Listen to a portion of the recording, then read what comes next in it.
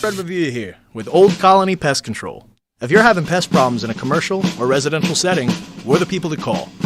Veteran-owned, based in Massachusetts and Rhode Island, Old Colony has been here servicing your homes proudly, and we plan to keep it up. Our team is fast, efficient, and reliable. We go above and beyond to cater each project's individual need. No task is too much for us, so give us a call.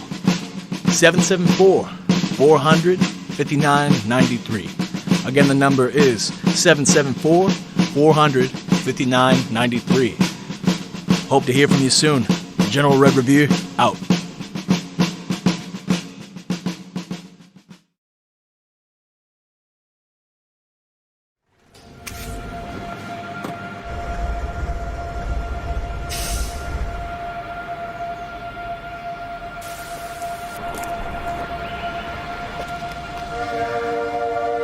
A better job, a better home, a better life. Who hasn't wished for these things, worked for them, and sought a place where they had a better chance of becoming real? For generations, Brockton has welcomed those seeking something better. From those who came in search of opportunity to today's multicultural population that makes us the most diverse community in all of New England. Brockton is a place where homes are more affordable,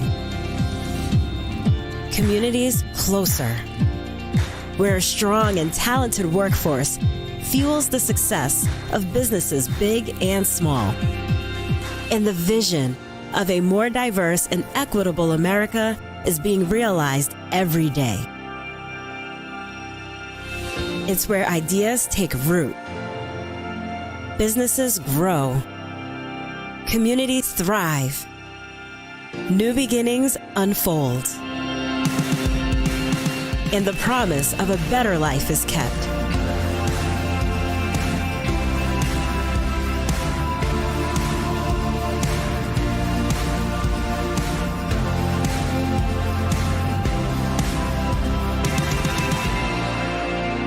Brockton, Massachusetts, where better begins. Time to grow up. You got a problem with your self-esteem and ego. Oh, here we go again. It's time to grow up now.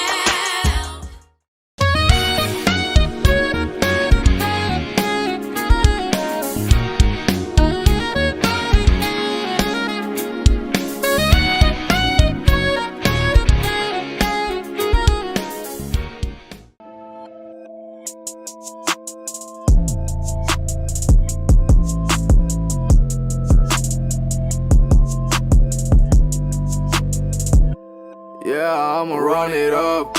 Why the fuck you think you flexing with $100? Yeah, can I talk to you for a second? This is Motion with Randy. Yeah, you see me? Bring it, come get me. Ass fat, but the waist on slimmy.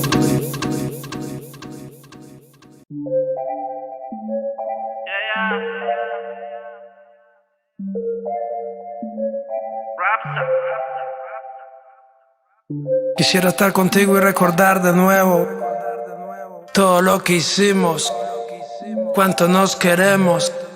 I came to do the damn thing, cause I do the damn thing, so I guess the damn thing is getting done. I ain't popping champagne, this ain't a campaign, I ain't running, no, actually you should run. No comparing, clearly you can't hang, such a damn shame, man, you ain't never won. Life ain't a fair game, I'm just an airplane flying through, maybe you should see if you can get you one. We're out of time. Don't say goodbye.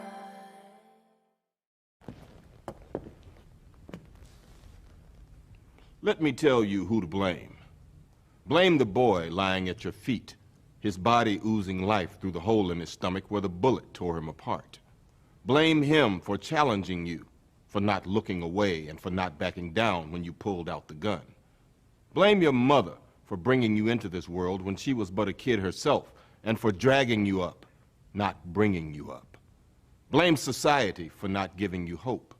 Blame your father for not being there, the man who looked after himself instead of looking after you. Blame the gun in your hand for making you a target, for making you more likely to be picked on.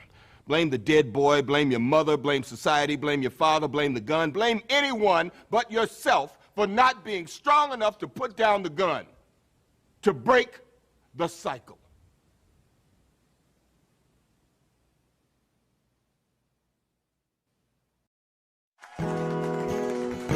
This one's called Till We Meet Again.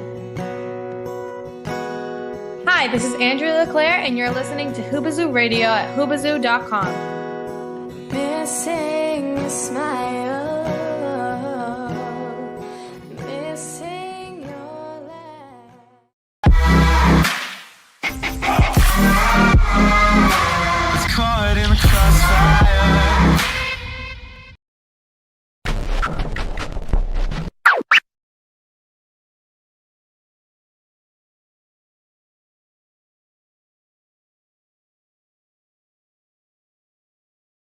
So there are sharks circling the boat, so I jump inside the water. I jump and I'm Hey guys. So, what's going on, huh? This is Sean and Polly. They're wildlife photographers. Well, photojournalists. But we do a lot of work in Africa and the Amazon. Well, Rolf manages the bowling alley.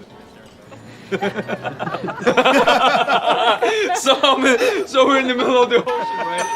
And the boat. Holy crap! Man, what are you doing here? I'm just having dinner with my wife. Oh, Shelly, this is my friend, Mr. Goodbar. Shelly, nice to meet you. Wow, you guys go together like peanuts and milk chocolate. Oh my God. Who are your friends? Don't even know. Is that right?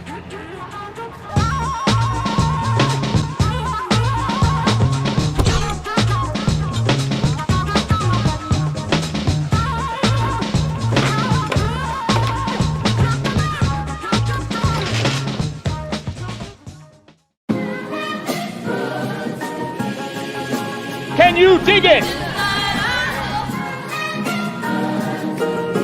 Can you dig it? Can you dig it? This is blasphemy. This is madness. This is taboo.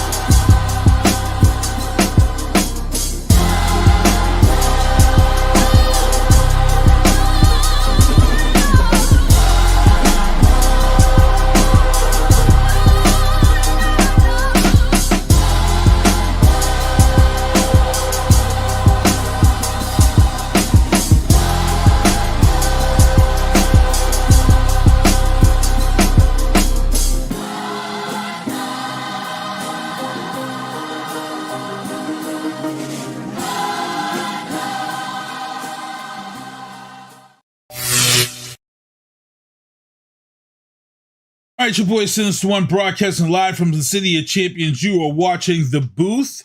It is 7 p.m., March 7th. And I got to give a big thanks to my guest from last week, recording artist King J. And also Booth alum Z-Man was on the show with us last week.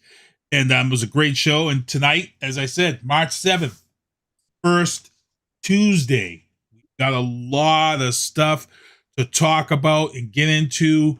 As you guys can see, my guy Robert Resnick is up in the upper left. Ken Diesel, bottom lower right hand side.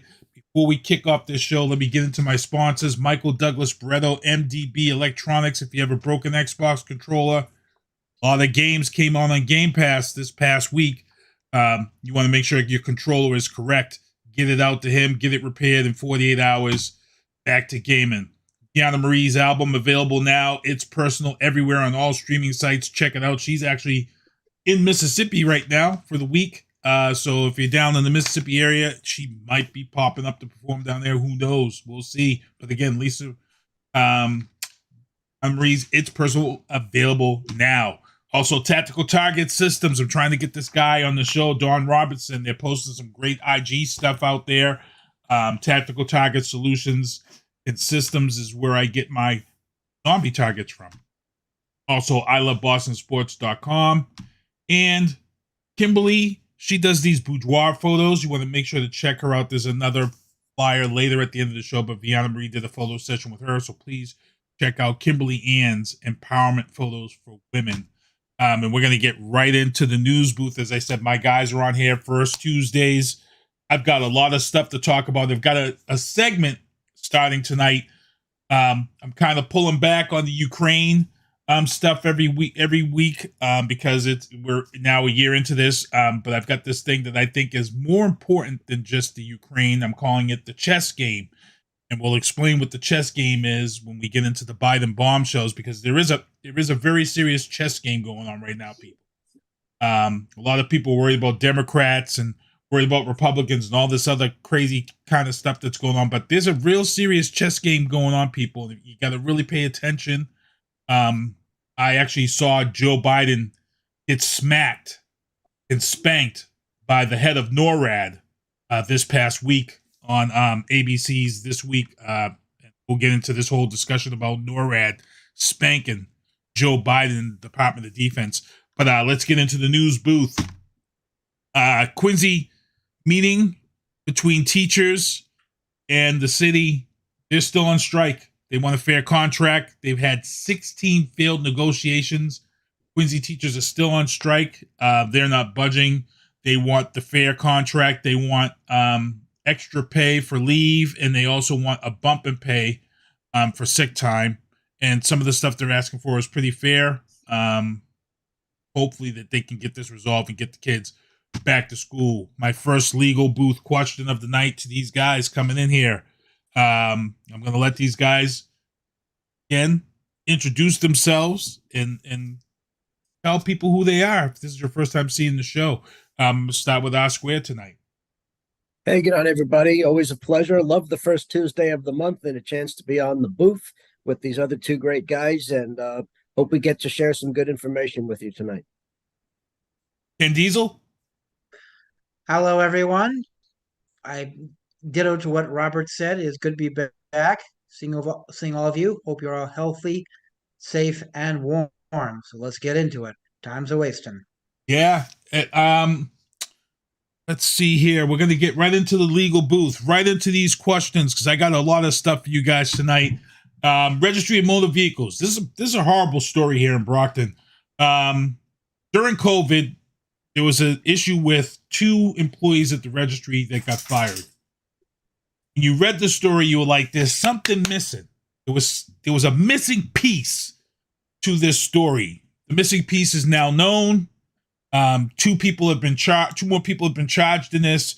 And what had been happening is that the manager of the Brockton RMV had a scam going with one of the owners of the Brockton driving school here in Brockton, where they were having students pay $1,000 so they can give them the correct answers on the written test and to pass people without even taking the driving test. Now, here's the thing, and I've always said this. Sometimes people work places and they come up with great scams that people would never know is going on. What happens is people get greedy, and that's exactly what happened. People got greedy. People weren't getting the same treatment. And my question to my legal guys on this one here is that these people are charged and everything. But here's the thing, and Ken can tell you, Brockton is known for having a lot of accidents. Our insurance rates are extremely high. One would have to say that this thing that's been going on for God knows how many years of people getting licenses without even having license training that's required by the state here. Can we hold this driving school that we now know the class action, legally responsible? If you can go back and check the records of accidents tied to people who had false licenses, Can you go back and hold this driving school accountable for this scam and say, hey, if it wasn't for you putting these kids on the street or these adults on the street, I would have never had this accident. I would have never been hurt. I would have never. Can people sue this driving school? They can try, but it's going to be an uphill climb. You're going to have to prove that there's a direct nexus for any instruction they gave or did not give and the accident. You got to basically, it's what we call a but-for causation. But for this school's action, this accident would never occur.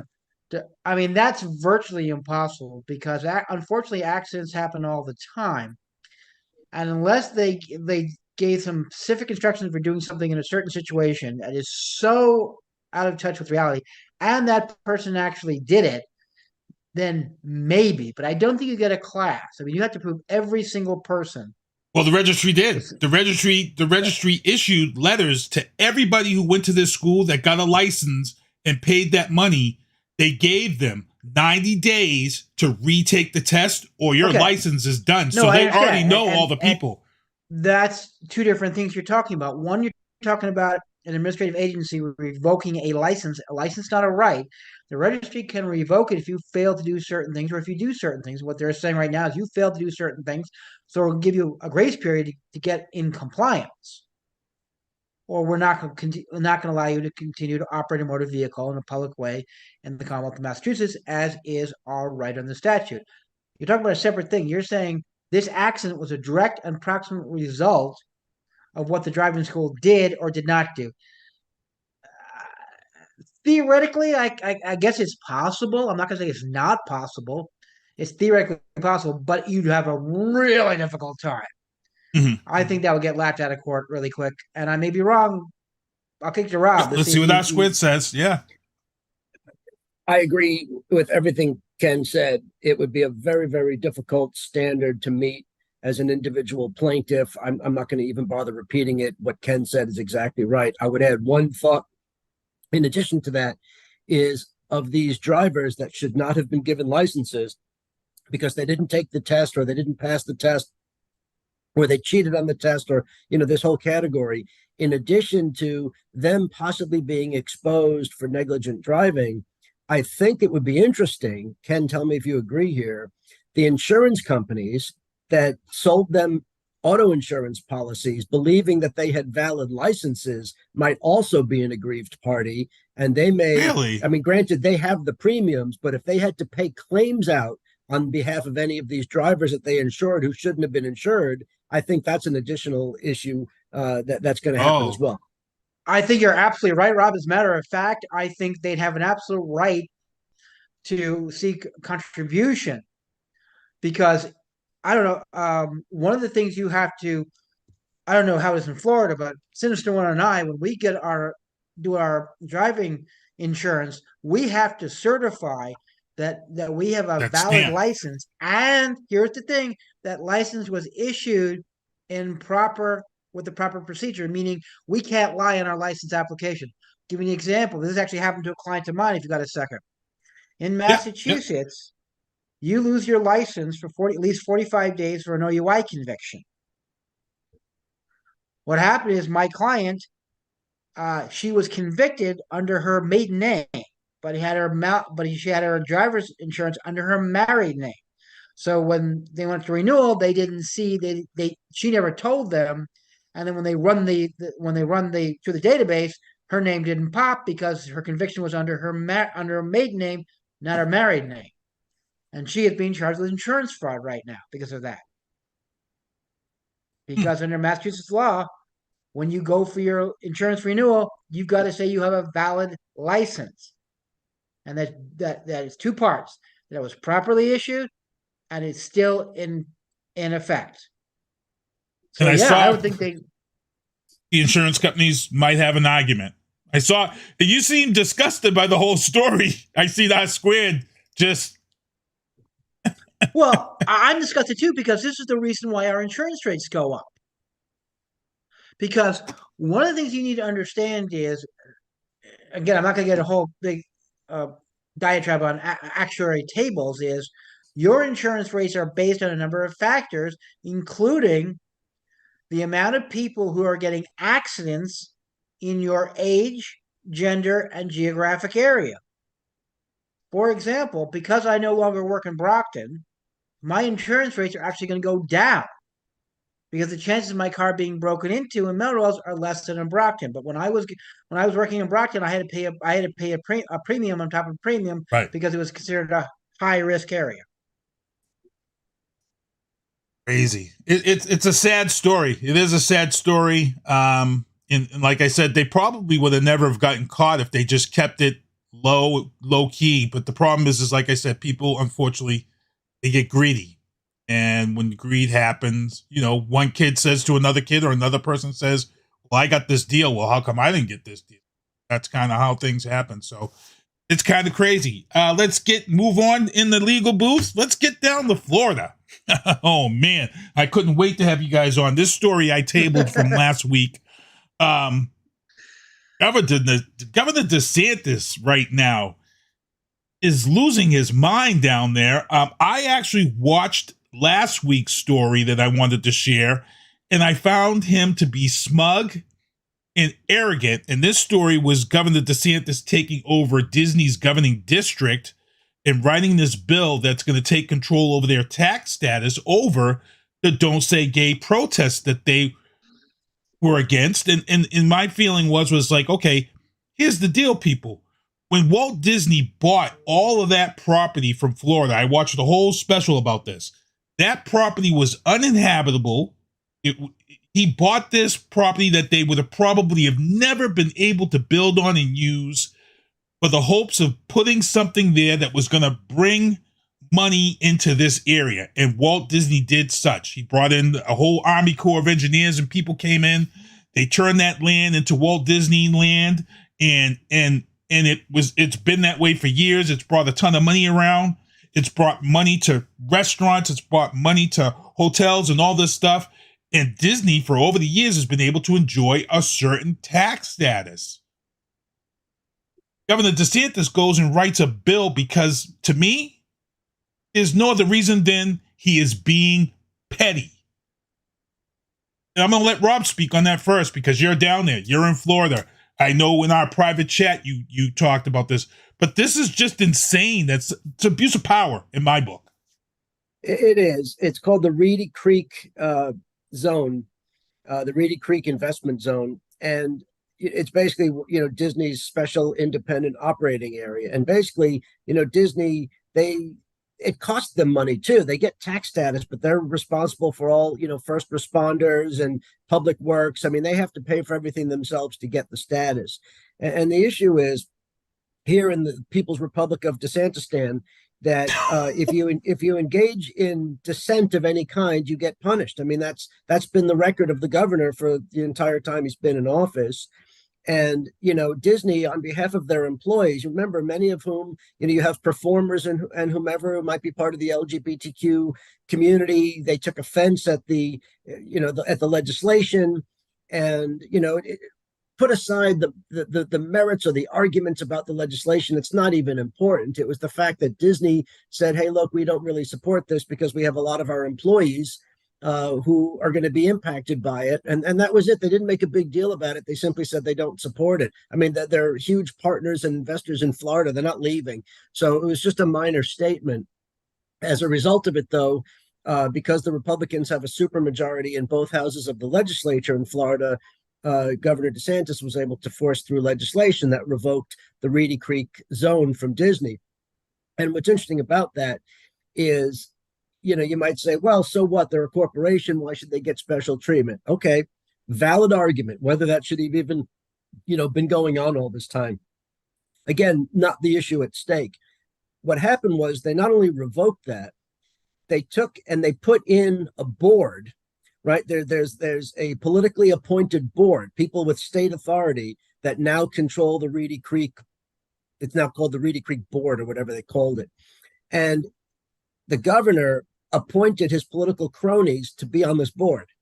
So now you not only strip Disney of their, I I don't want to call it autonomy, but their tax status and their ability to do their own public works and what have you, and you replace it with a board, all of which are the governor's handpicked cronies. I mean, you can't make this stuff up, right? And so it's not like Disney or anybody else. It's not just Disney. You have plenty of people who live there and work there and go to school there and, you know, who rely on this are now being subjected to authoritarian rule by this board because they didn't take away the independence of Reedy Creek. They simply replaced it from a Disney thing to a DeSantis thing. And by right, legally, boards have to be paid, right? Once boards are appointed, they have to collect a check, right? They are being paid handsomely, the members of this board, like $200,000 a year kind of thing. Or was it was either 100 or 200. I'm getting confused because DeSantis just fired the president of a school in Sarasota and replaced the president with a crony of his that's being paid $220,000 a year. So I'm confusing the numbers. Yeah, and if I may add something, these are all the same people who always argue about the overreach of the federal government and how local communities should control local Republicans issues. Who are creating, you know, the Republic, the People's Republic of DeSantis stand down here. So I wouldn't even go that far. It's more of an autocracy rather than of course. But every country called the People's Republic is an autocracy. Right. But here's something else that I think people forget, and maybe you saw that. One of the reasons they were given this autonomy had nothing to do with what Disney wanted.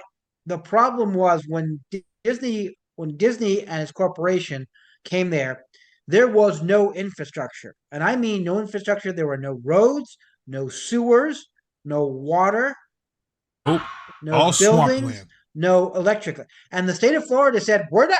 You want to put your park in there, knock yourself out, but we're not going to do anything. We're not going to lift a finger for you to. You have to build it yourself."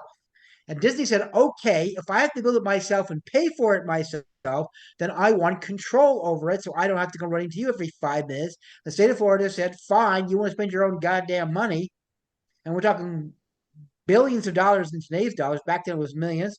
We'll do it, and they did. Now we can argue about whether they should have been allowed to do that, whether there was environmental factors that would not fly today, and that's an issue for another day. The fact is, the reason they got that special status was not because of anything else, and the state of Florida didn't want to do it. The state of Florida washed their hands of this and said, "You want to do that? Fine." I actually happened, a guy I grew up with was an engineer who actually, his main claim to fame was he was the chief plumber of Disney. He was an engineer who was on the team that designed the septic system for Magic Kingdom and the surrounding area. So he likes to be referred, he's passed away now, but I grew up with him. He likes to say he was the chief plumber of Disney.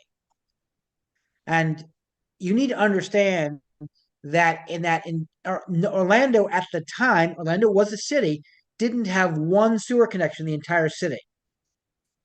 They were all septic systems. They had to basically create an entire sewer system for both drinking water and waste disposal. Now, have any of you been to Orlando recently? Not recently, no. Okay, you've been to Orlando, Sinister One. Imagine building an entire sewer system for that city from scratch. That's what Disney had to do over the years.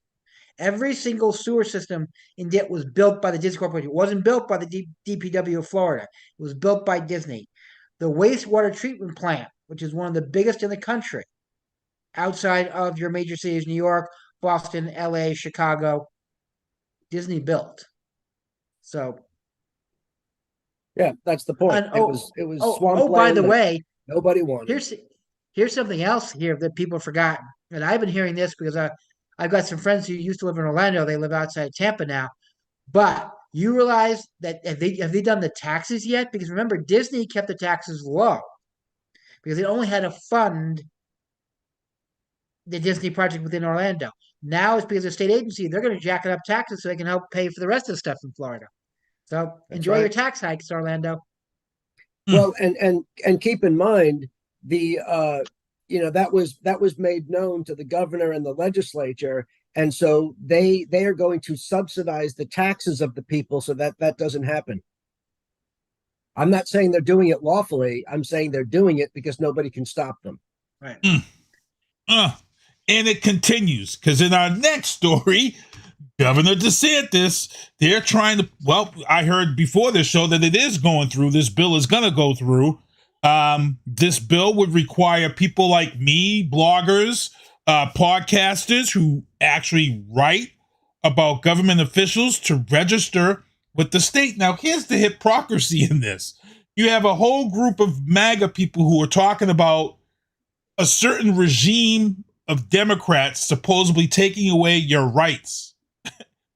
You have these MAGA people who talk about government taking control of everything and not allowing businesses to run properly. And here you have a guy, Governor DeSantis in the Republican Party, who just took the rights away from a business to operate properly.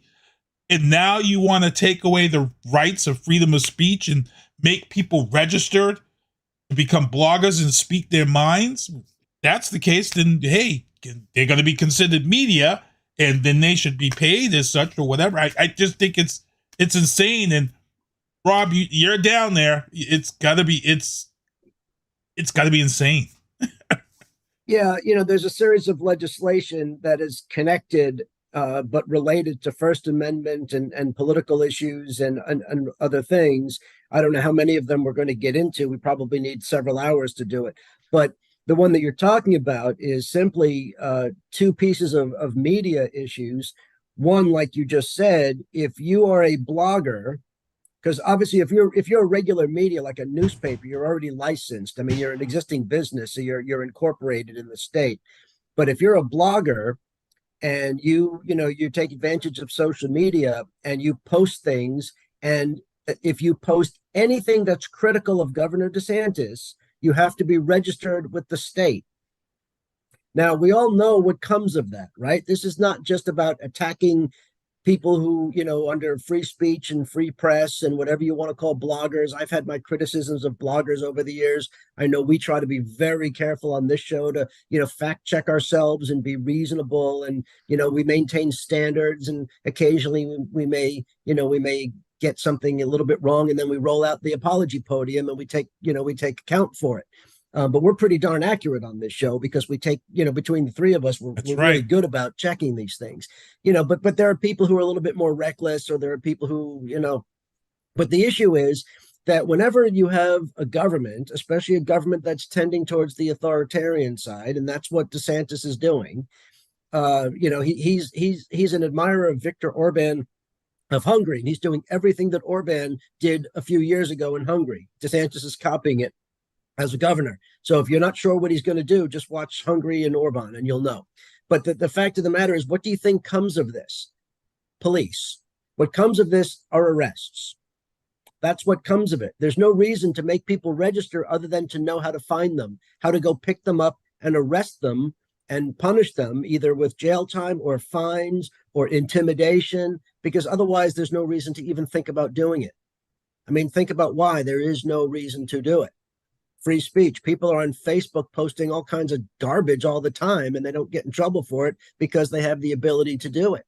If people are being, reckless and intentionally posting false things, which is what the MAGA world is, then I think there should be some accountability for that. But that's different. That's a very different standard than just being critical of a sitting governor and having to register so they can come and find you. And as we say in the legal Latin, put the habeas grabus on your ass and haul you into jail.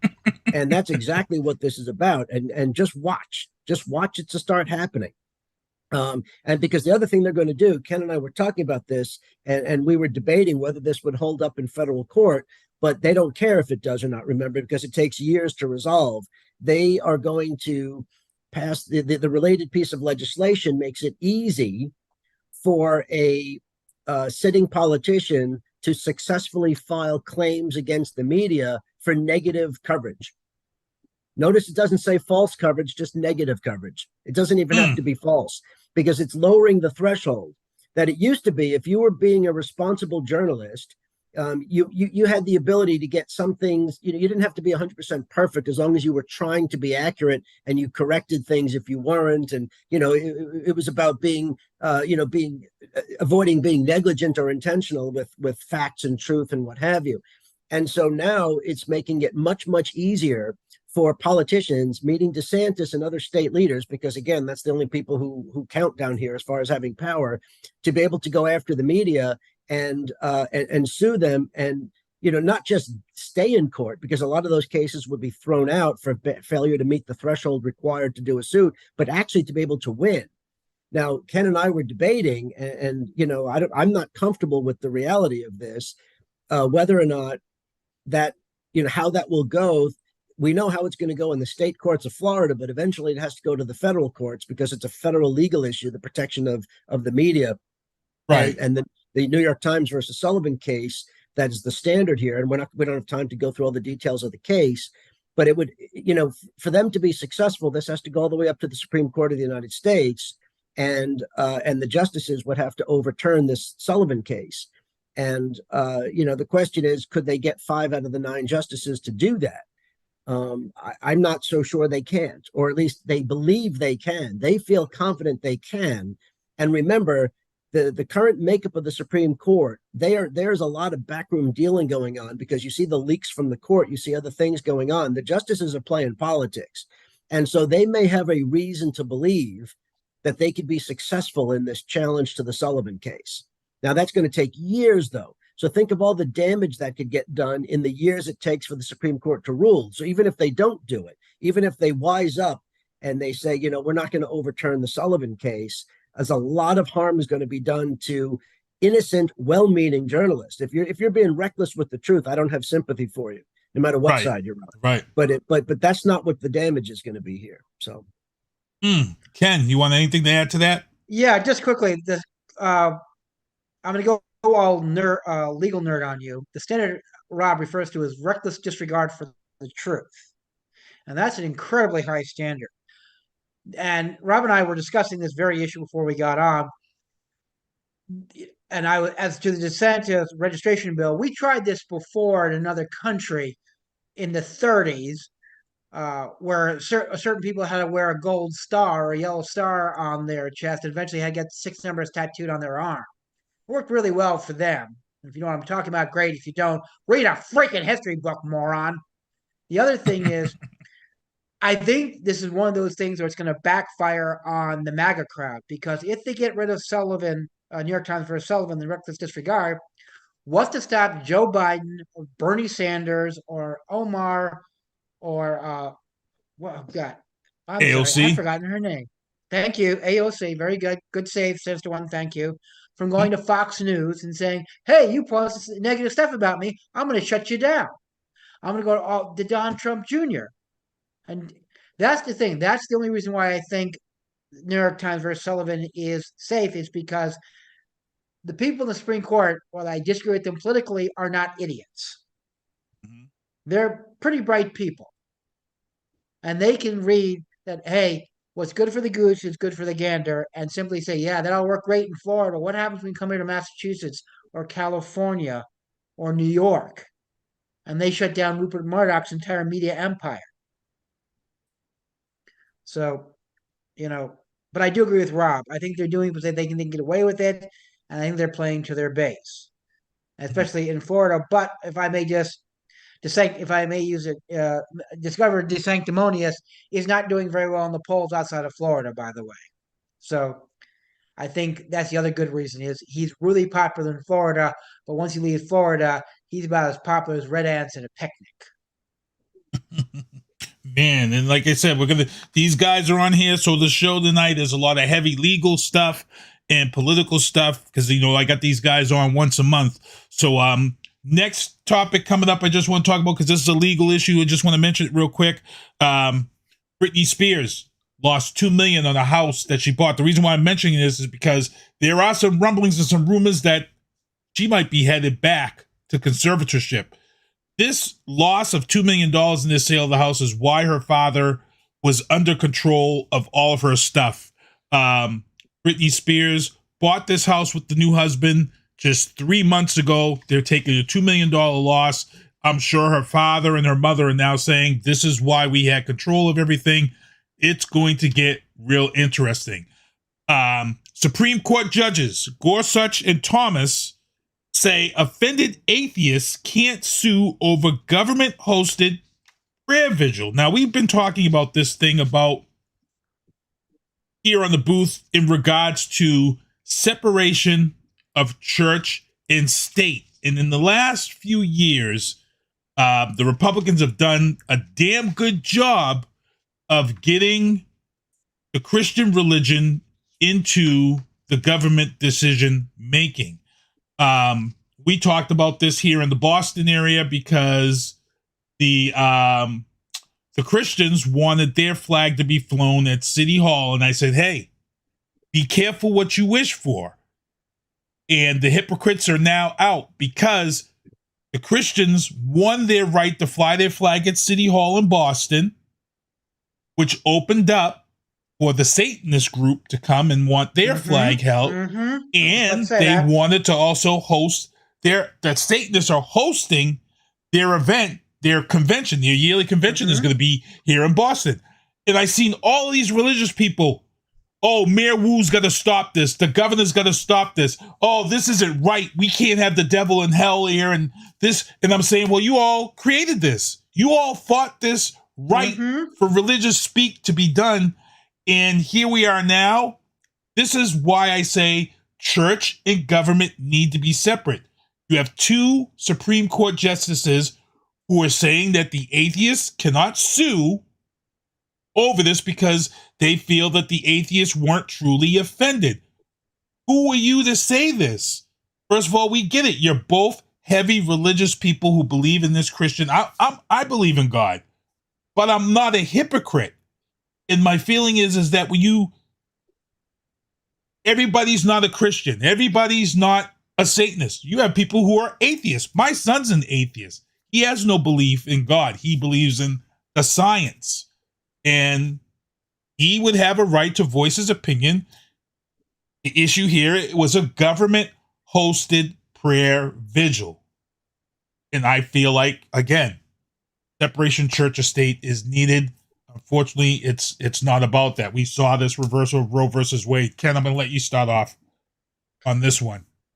Well, yeah, I mean, as you said before, this has been going a long time. A lot of these Christians and basically the evangelical community has been pushing for this. And they believe they should have the right to impose their version of Christianity on everybody else. But they don't believe that anybody else is allowed to occupy the same space. And they're finding out very quickly that's not how it works. That's not how you play stickball in Canarsie. You got to learn Brooklyn rules. But, shame on them. But unfortunately, that's what these people look. They figured that they had the right to impose their Christian values on everybody else, and no one else has a right to say boo about it because it may offend them. And if someone else says, hey, what about my religion? Oh, that doesn't count. That's not right. This is totally ridiculous. I remember a number of years ago, there's a case out, ironically, in Tennessee where there was a debate over putting a creche in a public place. And you had the typical ACLU objecting to it, and a group of Satanists said, we want to put I don't know what exactly the terminology is. I'm not a Satanist, and I apologize, but it's some Satan idolatry right next to the creche. And they were denied, and they sued, and they went up to the Tennessee Supreme Court saying, wait a minute, if you allow to put the creche in, you got to allow our thing. And the Tennessee Supreme Court agreed with them, said, yeah, you got to do it. It's everything or nothing. And the town chose that they didn't want to put anything in there. This is fine. You're being neutral. But again, this whole thing that these people believe that what's good for them is not necessarily good for everybody else. They have the right, because they believe they have the supermajority, to dictate what everyone else is going to believe. Well, nice try. And it's crazy. I'm going to let Oscar to chime in because people don't realize what's going to happen is when you go down to City Hall to pay your tax bill, you're going to have 50,000 different flags because we've now lost this separation of church and state because one group has pushed this through. Oscar, you want to just add on that? Sure. I mean, I agree with what you guys have been saying. The Constitution is obviously very clear about the First Amendment, about the establishment of religion and the free exercise of religion. And it was founded on the idea of separation of church and state. Now, of course, people disagree on what that actually means, the Establishment Clause or the Free Exercise Clause. And so, the issue is when you get cases that come up and people are looking at it, sometimes people are looking at the very specific issue at hand and they're not really thinking about what happens down the road when you open those doors, when you set those precedents. For example, the idea of allowing a particular religious display means you have to then allow other religious displays, and you can't be making that determination like Ken was talking about. But, I have to say in my life experience, which is my own life experience, it's not the same as everybody else's, including many people listening right now. But this idea of the separation of church and state, to me, has been really an overstated fallacy as far as reality goes, because in my life, I've never really seen it that way. And for example, if we have any veterans listening, I know we have Oscar Mike Radio as a friend of the show, and other people who may have served. There is no separation of church and state in the military. You have the official chaplains corps in every military, and every unit has chaplains that are there to, as state-run religious services. Military, therefore the government-run religious services. Now, to the extent that they're doing regular religious support in areas where you can't otherwise get it, I don't have an objection to that per se. But that would violate, the Establishment Clause. It would violate the separation of church and state when you have the government, through the tool of the military, providing, an official chaplains corps and religious support. But that doesn't bother me. What the issue becomes with that, and I don't mean to make this a military issue, but it's a great example. What comes of that is two problems. Number one, because you have chaplains working on all the staffs, they open up staff meetings with prayer sessions. Okay. So in my career, which lasted almost 25 years, I almost never went to a staff meeting that was not started and ended both with a prayer, led by a chaplain who was always a Christian. Okay. And, you have to choose, and this is a terrible analogy, but you have to choose what hill to die on. And that wasn't one that I was going to go for, right? Because technically the words didn't always offend me. Now, some of them tried to be non-denominational, to be respectful of their mission, which is to provide service to all people of all faiths. Some of them absolutely started and ended their prayers with Jesus Christ, in which case it was clearly a denominational prayer in violation of the rules, but nobody cares because what are you going to do about it? Right. And then the second violation that this is the legal authority that the Supreme Court said for the military to have chaplains was that chaplains had to provide services to people of all faith, regardless of what their faith is. And so if you have one chaplain in a unit and the chaplain is a Baptist, they have to provide services for Catholics and Jews and Muslims and anybody else that needs it in that unit. And so that was happening for a while. But then it stopped because the Christian denominations, and these are more the evangelicals, there were certainly very good Christian chaplains, don't misinterpret my words here, but the evangelical chaplains were saying we cannot provide religious support to people who aren't Christian because that would be a violation of their faith. They have to proselytize, they have to convert, they have to do the things that they believe in. And I understand the sincerity of their beliefs, whether I agree or disagree. And so now you have chaplains corps where you don't provide services to everybody in violation of the Supreme Court legal case that allowed the chaplains corps in the first place. And so while there are some excellent chaplains, no doubt about it, you have a significant problem with official, state-authorized, state-sponsored religious activities that discriminate against people who aren't of the majority. So the separation of church and state is a fallacy. Ooh, that was Osquid's way of going full diesel. It's just the truth.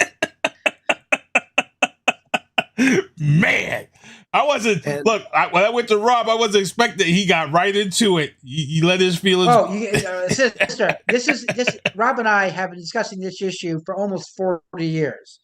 Oh, and since man. he's been in the military, that has been one of the things that have been driven him absolutely crazy. And I agree with him, by the way. And if I may add just one small anecdote about the military. Yeah, go ahead. I don't know if you've ever been to the Air Force Academy out in Colorado. No. Okay. Yep. The Air Force Academy is located in a section of Colorado that's also home to a number of very conservative religious groups, Christian groups. And they have made their mission to save all the souls at the Air Force Academy. As a matter of fact, it's no longer happening because some people complain. But for a while there, they were doing study groups in the Air Force Academy, which on itself is not bad. If a group of cadets who are Christians want to have a study group, I got no problem with that. They're still human. They have the right to their beliefs. But what was happening was that some of the faculty members who are not military officers, I want to be very clear about this, not military officers, these were civilian employees, were inviting their students to come along. The problem is when you're in the Air Force Academy, when an instructor invites you, that's not an invitation. That's a command. Right. And that caused a boatload of problems. And they stopped doing it. I know that because a good friend of our show who's been on before, remember Lieutenant Colonel Dix, was out there when it happened, and he told me about it. He was surprised they were doing it. And Lieutenant Colonel Dix is about as far from a liberal Jew as you can get and still be on the damn planet. He was saying that was wrong. So it was... Man. Wow. Crazy stuff. Well, we still got a lot more to talk about. Let me just blow through the entertainment booth. Rest in peace, Tom Sizemore, 61 years old. You have some guys who are great actors, and you have guys who are great character actors. I would say Tom Sizemore has to be in my top 10 of those character actors. They don't get major roles, but they get a role like he did in Saving Private Ryan. He was in that film. He was a great character actor in that. Again, this is another one of those guys who his life outside of Hollywood. He's had some drug problems and things of that sort. He actually had a stroke a week ago and he passed away. And it's just tough, but he had his accomplishments, but it's sad to see him go. So rest in peace, Tom Sizemore, 61. Microsoft unveils Xbox consoles with The Mandalorian that premiered this week on Disney Plus, everybody. Hashtag, go to Twitter, hashtag and retweet for your chance to win. I've already done it like 4 times, so I'm trying to get mine, even though I already got one. Michael B. Jordan confronted a bully on the red carpet at the premiere of Creed. A lot of people were pissed and coming after him because she was a black woman and they felt he wasn't right. But when I heard the podcast and I saw what she was saying about him back in the day and all that stuff, she deserved it. She deserved it. And he had every right to call her out and say, I was that corny kid, remember? And then didn't grant her the interview. So I'm happy with that. Disney Fox begins filming the new Alien movie. People were talking about Alien and Predator because Fox and Disney had the rights, and everybody was talking about Disney being woke and blah, blah, blah. Well, the new Predator came out. It wasn't that bad. It wasn't made to be a kiddie thing. It was really good. Now they're about to start filming the Alien movie this month. So we're dying to see what's going to happen there. Dead by Daylight is the latest video game that's going to get a movie. Pretty good game. I can't wait to check it out. In the sports booth, Celtics drop back-to-back overtime games. Grant Williams, the next time you go to the foul line, shut up and play. Don't go to the foul line and start talking about how you're going to make 2 shots. Last night in overtime, you had a chance to tie up the game with 2 free throws. You went out there, you ran your mouth to the Cleveland Cavaliers in Cleveland, and guess what? You bricked both shots, and you guys lost. Next time, shut up and play. Hit the Didn't Michael Jordan tell you anything? Make the baskets and then let them look at the scoreboard. Come on now. Shut up and play. Also, man, oh man, oh man, Rob's guy just messed everything up in the NFL for quarterbacks right now because the rumor was Lamar was going to get franchise tagged. And we all know what happens when you get franchise tagged. You have to wait and see who's going to set the tone of the market. And when the tone of the market is set, you're going to have to be paid accordingly. Well, Danny Jones, Danny Dimes, the New York Giants quarterback got an extension of $160 million. Now, I would say Lamar Jackson's a better quarterback than Danny Jones when he's healthy. So I would say that's definitely going to set the tone, and Lamar Jackson is going to want more money than $160 million that he got.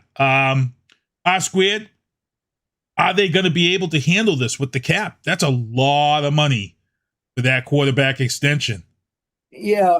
I mean, my reaction when I first saw the numbers, they were talking 35 million, 40 million. He was hoping to go higher than that. He's not worth that amount of money, first of all.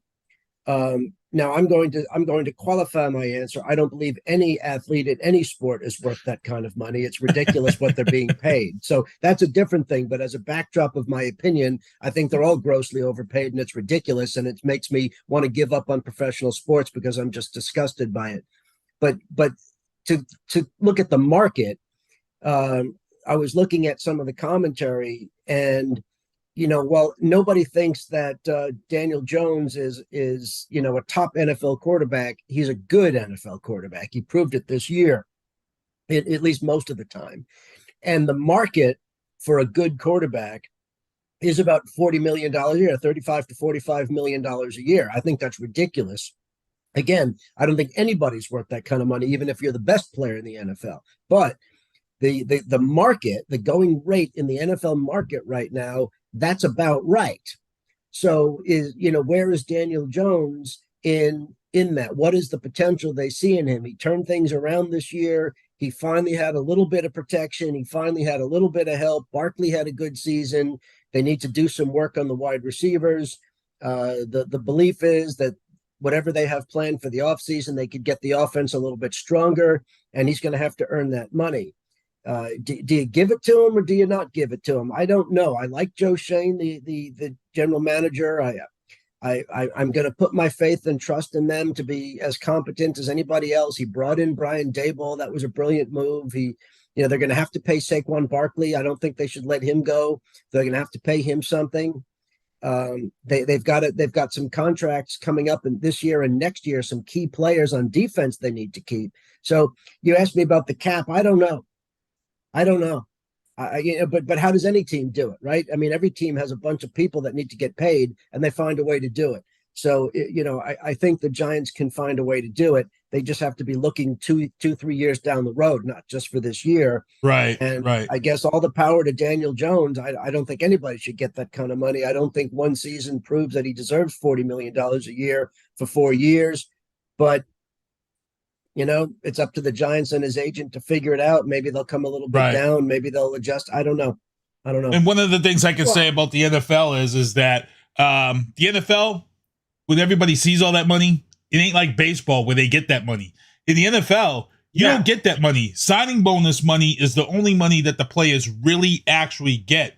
You can be cut. You can be traded. They don't have to pay that money. The signing bonus money is the only guaranteed money in the NFL. And a lot of people don't realize that. And that's why I hate the NFL for that. I think the money should be paid out like everybody else, but it isn't in the NFL. Baseball, they get that money, and it's insane. Ken, you wanted to add on that real quick? Yeah, I was going to say the exact same thing you just said. That's not guaranteed. You look at Lamar Jackson; he was looking for a guaranteed contract, and everyone kept laughing. Couldn't stop laughing. I agree with both of your points. It would be nice if maybe if he had smaller contracts, but they were guaranteed. I think it would be a lot more reasonable. Although, frankly, I agree. I don't think anybody's worth. I mean, I can't name a quarterback. I'll tell you what. If you could take any quarterback in the history of the NFL in their prime, I don't think any of them is worth $40 million. Hell, I don't think any of them is worth $10 million. But then, what do I know? I'm a dumb lawyer. It's crazy. It's crazy. So we'll see. Also in the sports booth, get ready to close this out. John Jones is your new heavyweight champion. I wasn't happy about John Jones winning this past weekend because I feel like we're teaching kids the wrong example. You tell kids to live your life and stay out of trouble.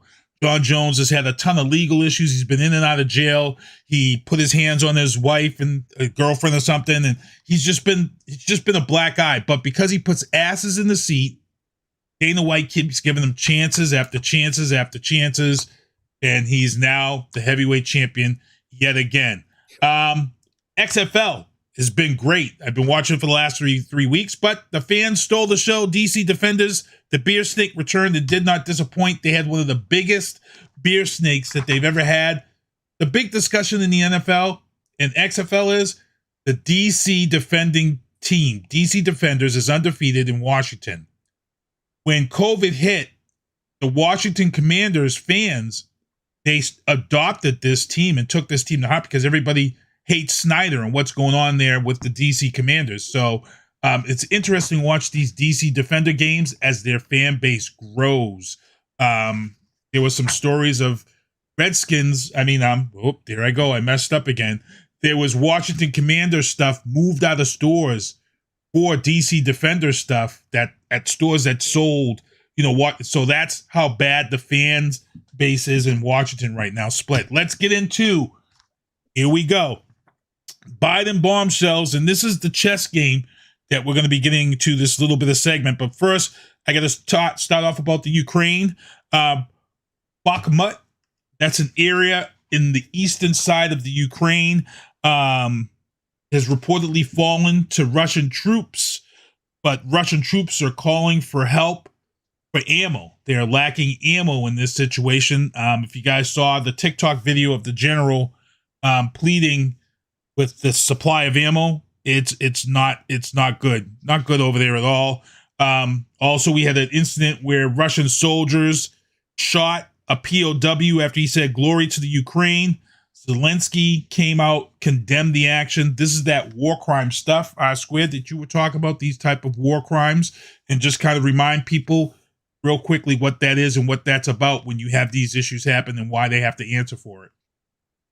Well, the law is clear, and as much as it sometimes strikes people as antithetical to have rules when it comes to war is the breakdown of rules, but there are, and they're very firm principles under the law of armed conflict and the Geneva Convention, the additional protocols, the Hague treaties, and a whole bunch of treaties that have been signed ever since then. You've got the United Nations, you have international tribunals, you have the International Court of Justice. These principles are all uniform, and everybody has signed on to it, including Russia. So the issue becomes when you have violations like this, what comes of it? And so if you have a prisoner, that prisoner, if they did not commit a war crime, that prisoner is entitled to, immunity. They're held until they can be repatriated at the end of hostilities, or at some time when they repatriate in the middle of hostilities. They're not subject to punishment, harassment. They have to be treated, properly and everything else. And so if you have a Ukrainian prisoner who was otherwise, fighting a war, but fighting in accordance with the rules, as the Ukrainians have been primarily doing, they can make statements like that. They can say, glory be to Ukraine, or whatever they want to do. And if you shoot a prisoner like that who's in your custody, that is a war crime. That is a grave breach of a war crime. It is punishable by death. It is easily proven as long as you can show who did it or who ordered it. The people who committed the act are responsible. The people who ordered the act are responsible. The people who allowed the act are responsible. The people who should have known better and didn't do anything about it are responsible. So this goes all the way up. And so, at the end of the day, is Putin ever going to be delivered to an international tribunal to be prosecuted? Probably not. We've talked about that on the show. He would have to be overthrown and then, turned over as a way of, an international gesture to give Russia a new start. I would love to see that. But otherwise, he's probably going to, remain in power. And even if he winds up leaving power, he's going to be protected in some way. So I don't know that we'll ever see Putin on trial for war crimes. It would be great to see. I would love to be a prosecutor on that one. The evidence against him is overwhelming, as is against, his senior officials, against a lot of his leaders in the field. And of course, the entire Wagner group, which is a mercenary group that Russia uses to fight their wars. They are subject, and every one of them is a war criminal. So in Ukraine and in other things they've done in Chechnya and in Georgia and in Syria and elsewhere. So, this is no joke, but The problem is people ask me, my students ask me this in class all the time, like, well, what happens? Well, unfortunately, if you're a big power, you get away with stuff until such time as you're not a big power anymore. And that's the weakness in the international system. It's still good to have the system. It's good to do what we can. It's good to pressure the big players to try to do the right thing. But at the end of the day, unless you're willing to go to war with Russia, and I don't mean Ukraine, I mean, an international coalition to drive Putin out or whatever, this is what happens. And there isn't a good solution in this regard. The important thing is to liberate Ukraine and worry about the rest later. And we're going to get into that because this Russia plays into this chess game that we're talking about. And this Wagner group that you were talking about, the head of that was the guy that was talking about the lack of ammo, their lack of ammunition. And he was kind of pleading for that because they took this strategic place. This place is a very strategical place that needed to be, got by either side. And right now, Russia has very slim control of this eastern province. So let's see what happens. Ken Diesel, anything you want to add to that? No, but I would also like to add one thing, if I may, concerning Colonel Resnick's credentials, especially on the issue of war crimes. He was a lecturer on the rules of war during his military career. When he was especially a young captain, he actually was lecturing the chaplain corps down at Fort Monmouth, New Jersey, about what they could and could not do. So this is not somebody who's just coming at this, reading a couple of magazines and articles. He actually lectured on this. So when he says it, you can take it to the bank. Yeah, and we're on it, and we're going to get into this.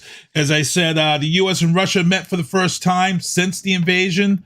They had their talks, and these talks are getting deep. Estonia calls for the EU, which is the European dollar group there, to have the $60 price cap. In other words, they want to now make it down to $30, which would kill some of that money coming into Russia. So they want to try to bleed that. That's going to eventually keep up. This plays into this chess game that I'm talking about. Ukraine. I saw this thing with Biden 2 weeks ago. He was asked, are we sending F-16 fighters to the Ukraine? No, absolutely not. But I can't say that won't change. He said at this time, he said no, but things could change. They asked if it was in the near future. Biden wouldn't answer that question. But here we are a week later, and they have 2 Ukrainian pilots, only 2 here in Arizona, that are training on the F-16 on American soil. This is part of this whole chess game. And I'm going to let these guys each get a question in. I'm going to ask R Squared on this one. Is there a reason why they train these only 2 pilots here on U.S. soil versus taking F-16s over to the Ukraine and doing it over on Ukraine airspace and over there? Does that change the situation if you do that type of thing over there in the Ukraine? And is that why they brought the 2 pilots here? No, I mean, obviously, if you bring the fly F-16s over to Ukraine, then it's giving them F-16s, and that ups the ante, and it changes the dynamic of the relationship and the impression of Russia and everything else. But that's not really the reason, because sending over F-16s doesn't do you any good. The pilots can't fly them. They don't have mechanics who can maintain them and fix them. They don't have the weaponry to maintain them, to put armaments in them. So if we were to do it, we talked about the complexity of sending tanks, if you remember, either the last show or the one before. So it's the same thing. It would be even more complicated for aircraft. And so what they've done is, I don't know that it's only 2, but it's a small number of Ukrainian pilots are over here in the United States using flight simulators. They're going through familiarization training, which is not uncommon. And they're basically playing in the flight simulators, learning about what the aircraft look like. And that's the extent of it right now. It could change. It could change at any time.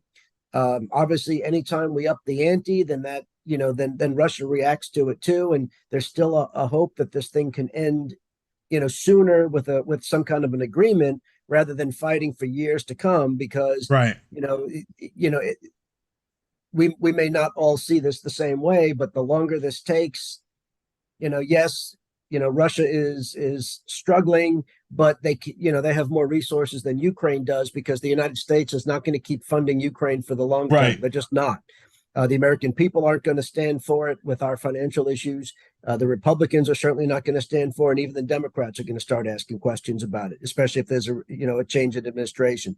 So it's going to be difficult. The Europeans are definitely not going to stay much longer either. And so there are so many reasons to not let this thing play out naturally, to try to not force an agreement, but to facilitate one where Ukraine gets what they need out of it, like Russia off their soil. And only the Ukrainians can speak for themselves as far as what that would look like. How much soil do they need back from Russia, and at what cost, and that type of thing, to see if that can work. And so all the moves that we make about what weapon systems to send over there are not just about trying to help Ukraine defeat Russia, which we're all 100% invested in. It's also, how does that change the dynamic with Russia, between Russia and the United States, between Russia and NATO, and other issues like that? Because keep in mind, if you send stuff over to Ukraine and Ukraine falls, who gets it? Russia. So you have to be careful what you send over there. It's not as easy as just giving them weapons and then they use them up and give them back. That weaponry is awfully close to Russian soil, and it's not unlikely that Russia might get their hands on it. Now, F-16s are not our newest, most advanced fighter aircraft, but we still don't want the Russians getting access to it. Same thing with the Abrams tanks. So, there's so much going on, as you call it, a chess match. Yes, it's a three-dimensional chess game. There's moves and counter moves and three moves ahead, and it's extremely complicated. My hat is off to the Pentagon leadership, who is, of course, advising the president, advising congressional leaders in both parties, and trying to figure out this three-dimensional chess game. They're not going to get every move right, but they're continuing to think and plan 3-4 moves ahead. And I think they're overwhelmingly doing a great job, because, Russia gets a vote too, and they don't always do what we think they're going to do. We don't know what China's going to ultimately do. We didn't necessarily know how close Russia and Iran might become, and that's become a big geopolitical issue. So, I think the advice they're giving has been pretty good. And I think the United States has done really an incredible job leaning as far forward as we could. I don't know that there's much more we can do. We're not going to enter the war ourselves. Right. And if you remember something, at the beginning on this show, I sort of advocated that should be on the table. Remember that, guys. Right. I said that the domino effect and, the way World War II happened and the way Russia is acting, that we need to think about what that would look like and what conditions we could use to enter the war and use that to pressure Russia. And I don't know if that's been part of it or not. And I'm not suggesting we should be making that a prime strategy. I still think it should be on the table, especially with NATO support, because you cannot let this stand. Russia successfully invaded and took over Georgia. They almost got all of Ukraine. They have eyes on the Baltic states.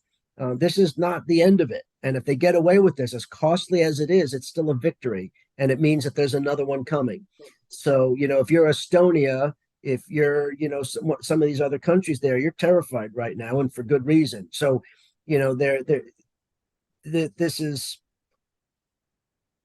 I'm just going to say it's incredibly complicated. And I think the advice that the administration and congressional leaders are getting is spot on.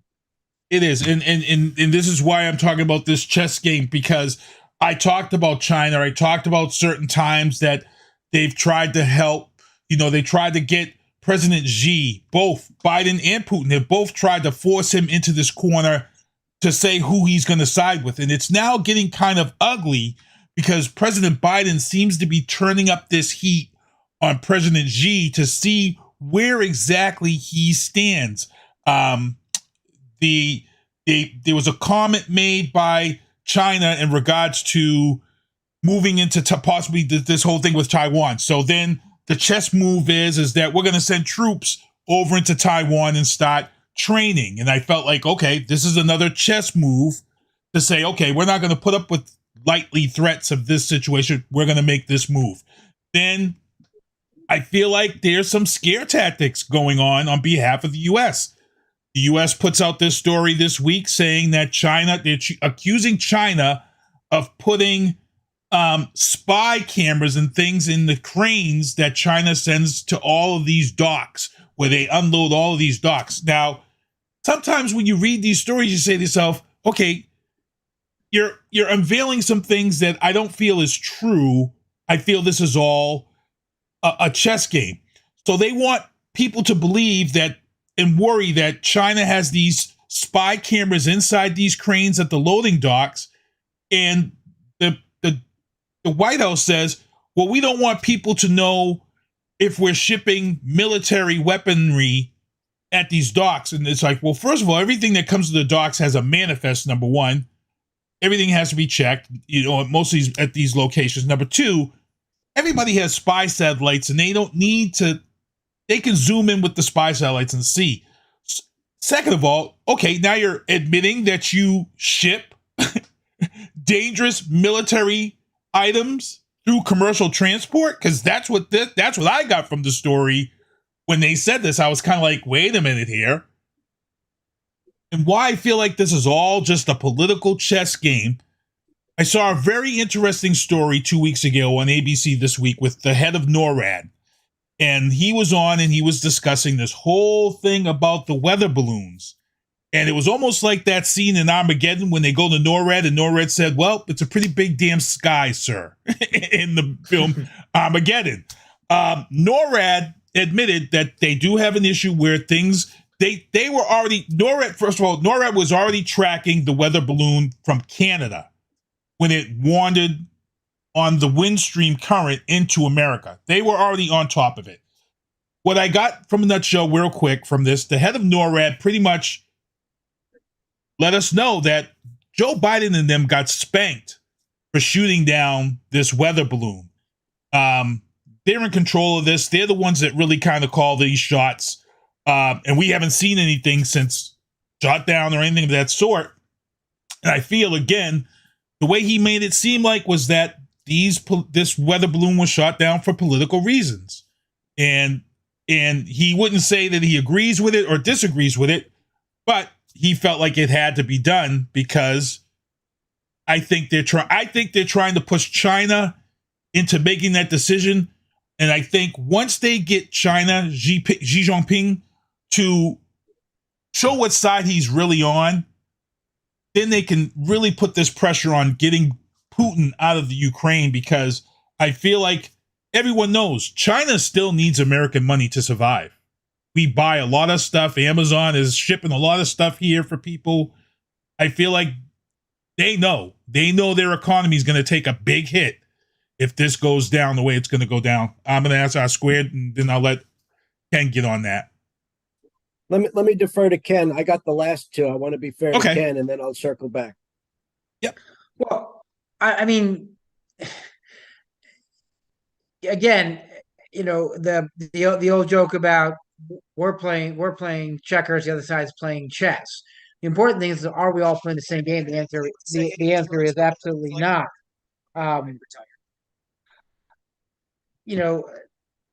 With regards to China, you never know what you're going to get because they're not sure what they're going to get. We seem to look at China as a monolithic organization. They are not. There are various interest groups that are going on. You've got the Chinese military, you've got their intelligence community, you've got the Chinese Communist Party, and you got the rural elite. So you got things. So I think that trying to guess what China's going to do next is a little crazy. Again, I think everybody is playing a little game of one-upsmanship, and that's very, very dangerous. But at the same token, I think it has to be done. I just one of the things that the problem is a lot of times we make decisions on the assumptions on thinking, well, he or she couldn't possibly do that, and if he does that, they know we're going to do this. There's two problems with that. Number one, we never know what they're going to do, and number two, we're assuming that they know what we're going to do, which is never good.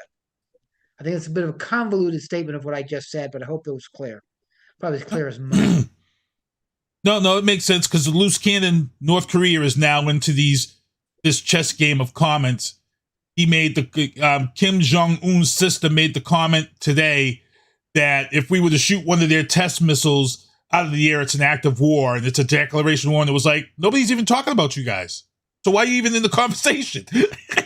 Because North Korea is the drama queen of international relations. And here's the thing. North Korea exists for one reason only. They got the backing of China. If China ever stopped backing that, North Korea would fall like a house of cards. Your thoughts on this chess game that's going on? I mean, I think a lot of what Ken said is fair and accurate.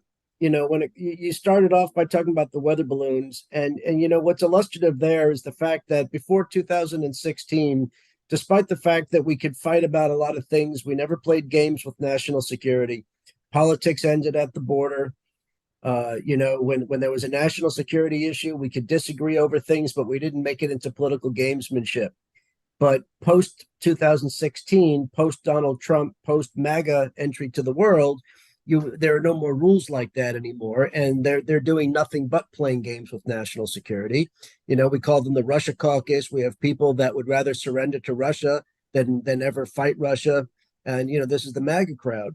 And so when the Chinese balloon, the first one, you know, went through, and they're all screaming, "Oh, you have to shoot it down! You have to shoot it down!" And they were all over President Biden for days. Merciless attacks on him, the kind of thing we would never do in the past because of national security. The fact is, you know, there were 3 or 4 of them under the Trump administration that weren't shot down, and nobody said a darn thing because Democrats weren't playing games with national security, and the Republicans weren't going to say anything about Trump, and they didn't care about the weather balloons because the Department of Defense said they're not causing us a lot of damage. But all of a sudden, one of them, you know, floats over under the Biden administration, and now he has to ultimately shoot it down because he had to get rid of the noise. And, you know, whether he was right or wrong to ultimately do that doesn't really matter. It's a minor issue.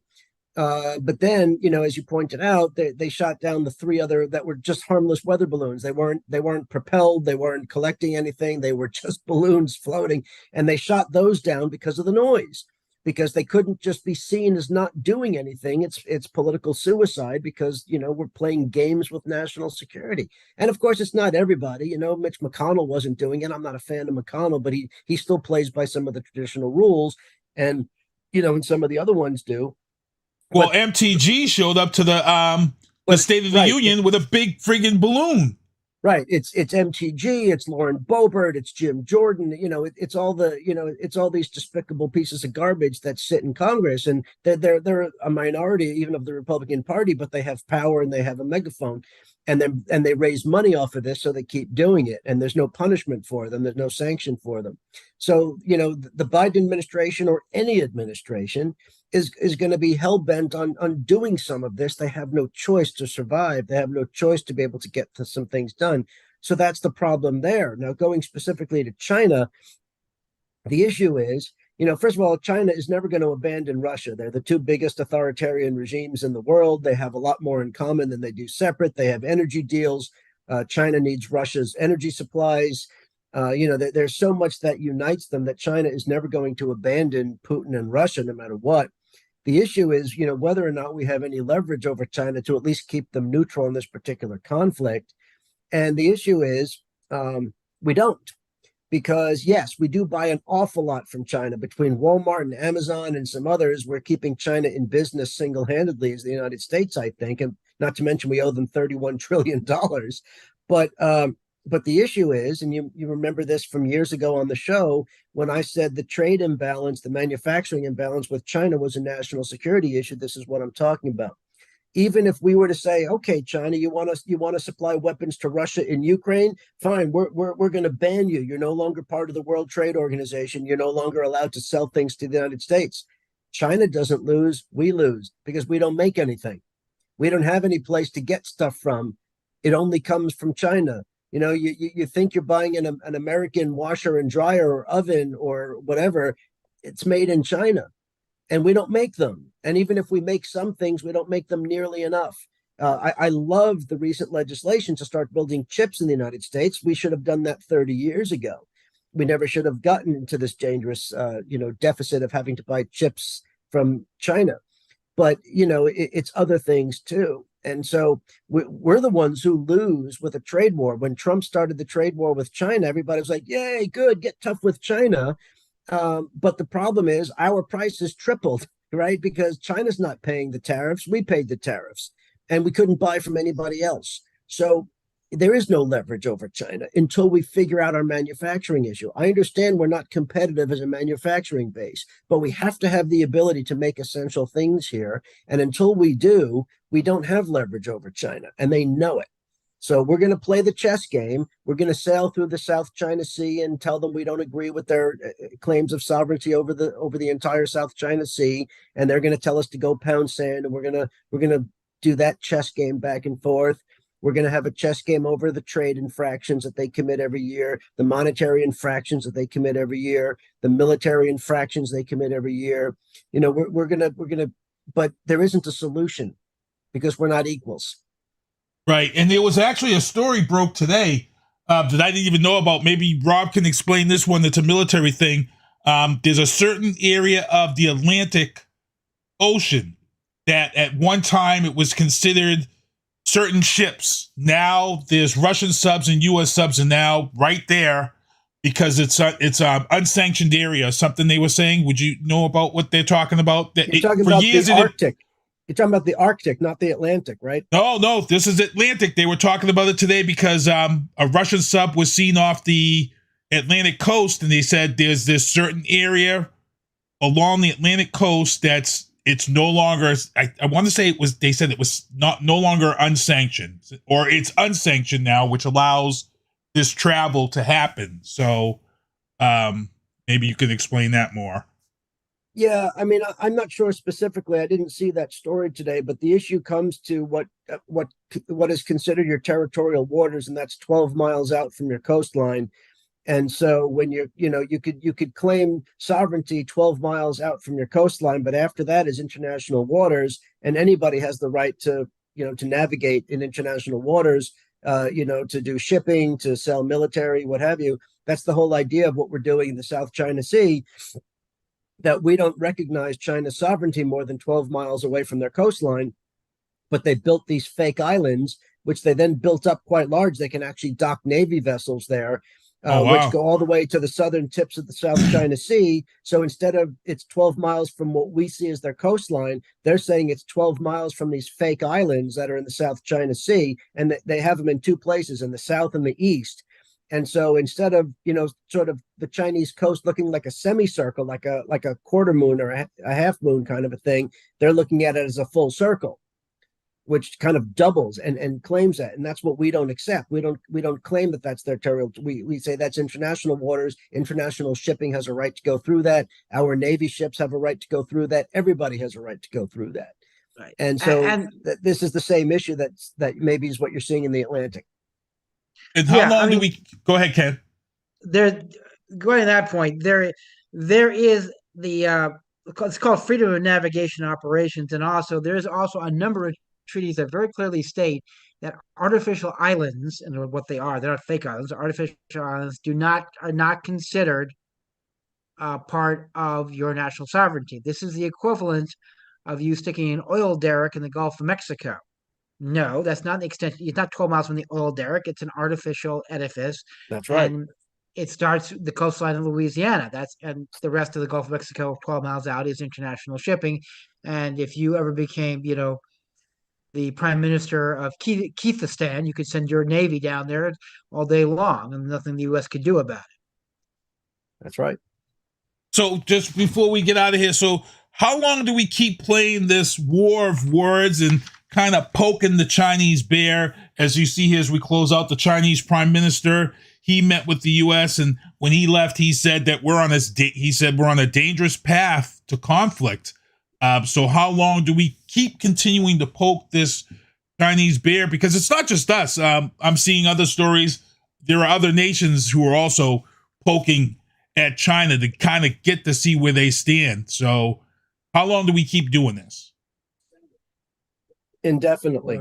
The rest of time. This is never going to end. Yeah. Some people, if I may steal your thunder a little bit, one of your favorite movies is the Batman movie with the Joker in it.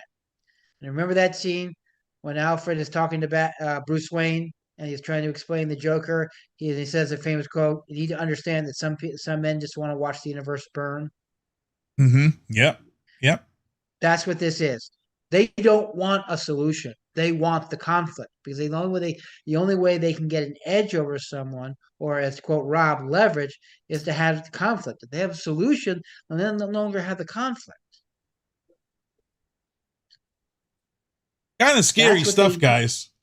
It's kind of scary because, like I said, I see everybody talking about all this other stuff on social media, but I'm watching this stuff between China and the U.S., and that's the stuff that really scares me because I know that this has an impact because I saw everybody up in arms about the president going to Ukraine on President's Day. And I saw everybody on Facebook and social media all up in arms and saying, oh, well, he's not over in Ohio where the train derailed. And I'm saying to myself, I'm in transportation. No president is ever going to go to a train derailment with no fatalities, let's mention. No fatalities. Everybody who's at that train derailment should be there. NTSB, EPA. That's it. Do you know how many resources it takes for the president to be there? Because I'll tell you right now, it was much better for Biden to be in the Ukraine on the 1-year anniversary than it was for him to be in East Palestine, Ohio, to pat the backs of residents. Because if Ohio falls, Ohio can be rebuilt. If Russia gets Ukraine, this is going to be big. So going to the Ukraine on the 1-year anniversary was ballsy of Biden, but trust me, how big was that R squared on the military? It was important. It was very important. It was a huge move. It was the right move to make. He doesn't belong in East Palestine, Ohio. There's no reason for him to be there. Like you said, logistically, it's a nightmare. There's no purpose to be served. He can provide all the support the people of Ohio need from the White House and from his electronic communications. They have a governor. They have everybody out there. They don't need the president of the United States getting in the middle of a disaster like that. There's just no point in it. Former President Trump went out there and all he did was embarrass himself. So there's just no reason to do that. It's a circus. And if you contribute to the circus, then shame on you. The visit to Ukraine was boy, did that send a signal to the world, right? That was a powerful thing. He was there for a little bit. He had an important meeting. He was able to meet with people. That rallied the troops. You talk about, the ability to have faith, to keep faith. The Ukrainian people are making sacrifices we don't even think about in this country. And God forbid we're ever asked to make them, because we don't. We're a bunch of whiners in this country. So, what the Ukrainian people are going through in the middle of winter without power, without heat, without enough food, and they're willing to do it to defend themselves. I think we would defend ourselves, but we would be whining about it. And, that was something that was really important to do. And if you remember, no president of the United States has ever done that before. Presidents have visited war zones before. They made secret trips to Iraq and Afghanistan to see the troops. That was nice. In World War II, there are things, but no president has ever gone to a war zone where we were not a party to the war. That was a big move. And I guarantee you, Trump would have never done it. And Kiev was big. That was big. That was huge. Ken, anything you want to add to that real quick? Oh, I totally agree with what Rob said. He's 100% right, as usual. It was good stuff. So, guys, I want to thank everybody for tuning in. These are the guys who support the show. They got the Sinister One beanies. These are the shows that I produce right here. So make sure you check them out. Oscar Mike Radio on Thursday nights. Big ups to Travis. He's doing big things. He's locked in with the VA. It's huge. And we also have Drafting the Circuits is now in a video format on Wednesday nights, 8 o'clock live. Also, we have TGIF Drunk DJ's birthday party this Friday night coming up. $20 at the door at Sammy's Patio. Check out Tim O'Connor's birthday party. Also, we have the Fury Rage album release party featuring Mr. Melodic, who's been on this show, at the Raven in Worcester. Booty Vortex will be performing at the 14th annual Food Drive Dance Party. Admission $25. Please bring a can. It will be at the Sons of Italy in Quincy on April 15th.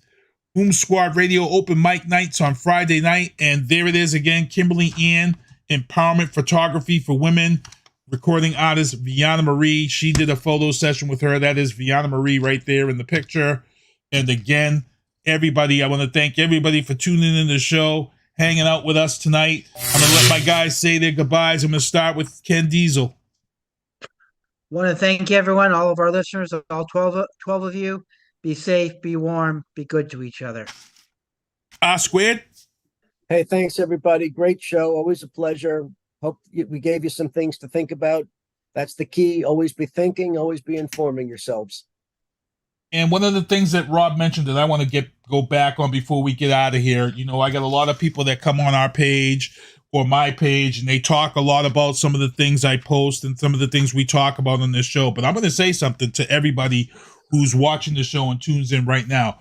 I got a lot of friends and I got a lot of people I see their Facebook pages and their social media shut down for saying things that are untrue, for not following up. And I can say this as a fact. The Corridor, which R Squared writes for, the Corridor, and the Booth Facebook page in the 4 years of Donald Trump and now.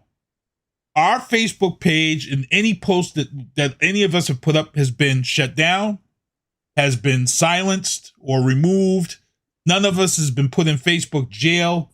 So this right here lets you know that the homework is being done by the guys on this show. These guys know what they're doing. They know what they're talking about. We have discussions off air in regards to the things we talk about and correct each other when we do.